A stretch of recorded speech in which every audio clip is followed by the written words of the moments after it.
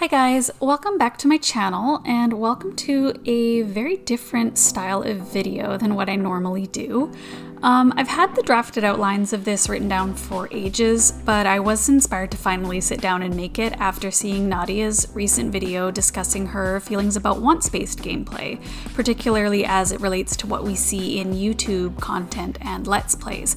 I'll link her video down in the description. Now, I'm not a gameplay YouTuber, but I do post all of my gameplay on my Dreamwith journal, which I'll also link in the description. And I've been really digging into developing my gameplay ethos, I guess you'd say, a lot over the last couple of years especially. And of course, as a disclaimer here, right off the top, you can play your game however you like. The beauty of The Sims 2 to me is that it's a sandbox game, and it can be whatever you want it to be. This particular video is all about how I've been playing my game lately and how it has changed and evolved from other playstyles that I used to follow. Many Sims 2 players are probably familiar with what's known as the wants-based playstyle. Essentially, this is basing what your Sims do or don't do on the wants that they roll. If they want to get a certain job or become friends with another Sim, you do it.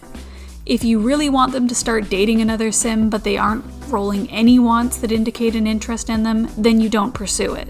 For many players like myself who might have been playing for a long time without really considering anything the Sims wanted or thought and just making a lot of executive decisions, wants-based was a great way to let your Sims help you decide how they live their lives rather than you making every decision for them. But as I've kept playing, there have been times when wants-based has felt too restrictive or too repetitive to me. Sometimes your Sim is rolling wants that are very long-term and they don't give you much to do immediately, or wants that are very repetitive, like earning a skill point and then immediately rolling the want to just get another one. Or sometimes the wants are just boring to you. None of them appeal, none of them spark that creativity and that sense of fun that ultimately is what we're coming to play the game for. You feel stuck in a rut, but you don't want to just choose something for them that might be totally random. Wants-based playstyle essentially takes the burden of decision-making off of you, the player, and puts it on the Sim, but therein lies the beauty and the pitfalls. So this is where what I have come to call character-based gameplay comes to the rescue for me. The idea is to have a really strong idea of the personality of your Sim to help you make choices about their lives that make sense for who they are, even if they aren't necessarily rolling wants for it. The first step in character-based gameplay is, of course, defining your Sim's characters. So I've been playing my custom neighborhood Bright Maple for about 7 years now.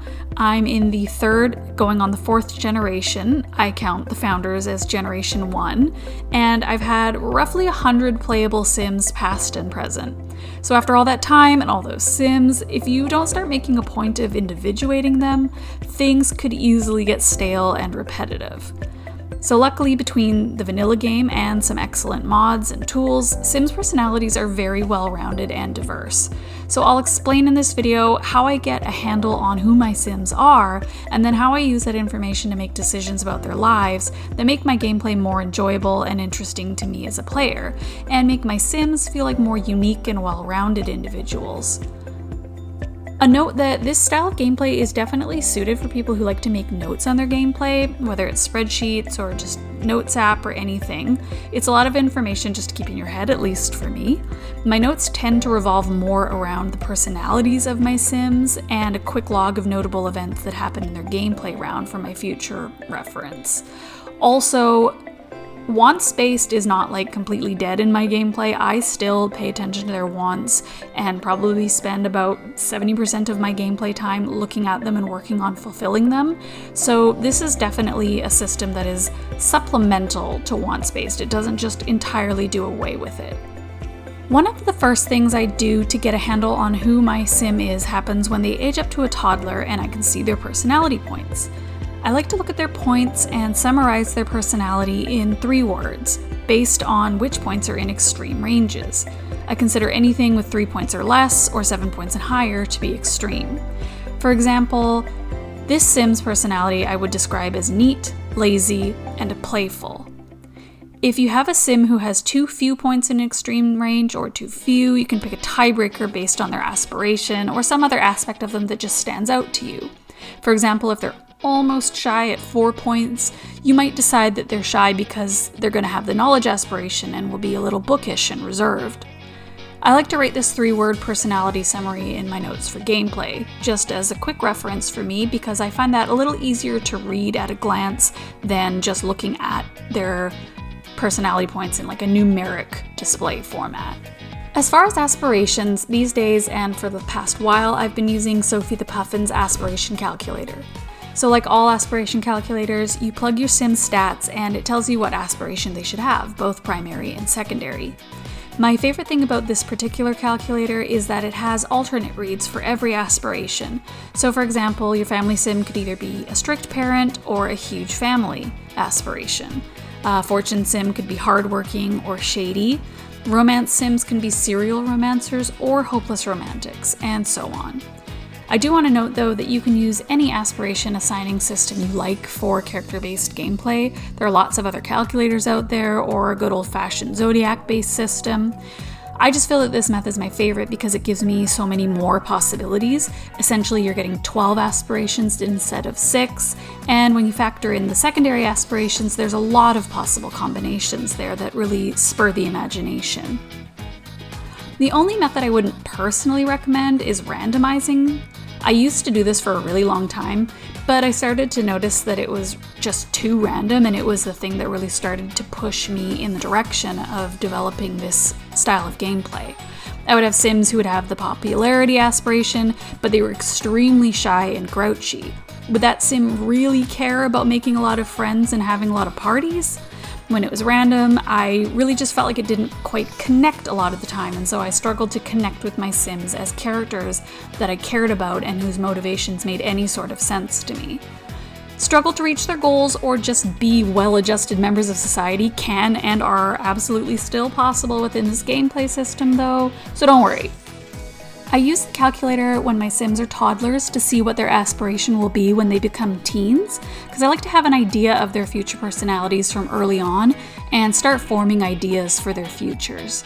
If I know my sim's going to be Fortune A aspiration, the hard worker, and they also have the cuisine hobby, it feels correct to have them running daily lemonade stands as a child. They've got to get started on that restaurant empire nice and early. I like to use this to help me sketch out an outline of them and their motivations outside of the day-to-day wants they're rolling. I will sometimes let those wants guide and surprise me, but the wants don't ultimately make the rules, I do. I assign the secondary aspirations upon reaching adulthood, as I like to have their personality gradually become more complex as they get older. Hobbies and interests get automatically assigned by the game, but on occasion I'll use the sim blender to give a sim a different hobby if I really feel like it doesn't suit my sense of their personality.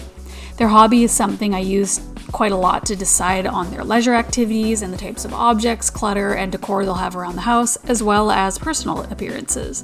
A fitness hobby sim will want to make space in their house for a treadmill, and the gaming hobby sim will want to spend their spare time on their gaming console or get a chess table. A sports hobby sim might choose to dress in more athleisure style clothing from day to day, like sweatpants and a sweatshirt.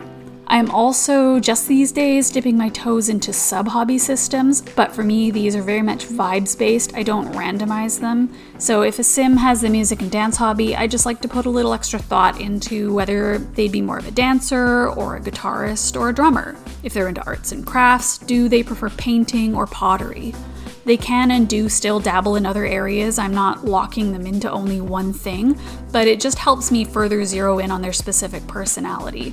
A sim that I might see as a little more reserved and stuffy might be more likely to be into something like violin or piano than like drums or the synth, for example.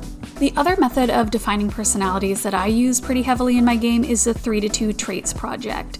This is obviously not an in-game feature, but for me it's become a pretty huge and integral part of my Sims personalities.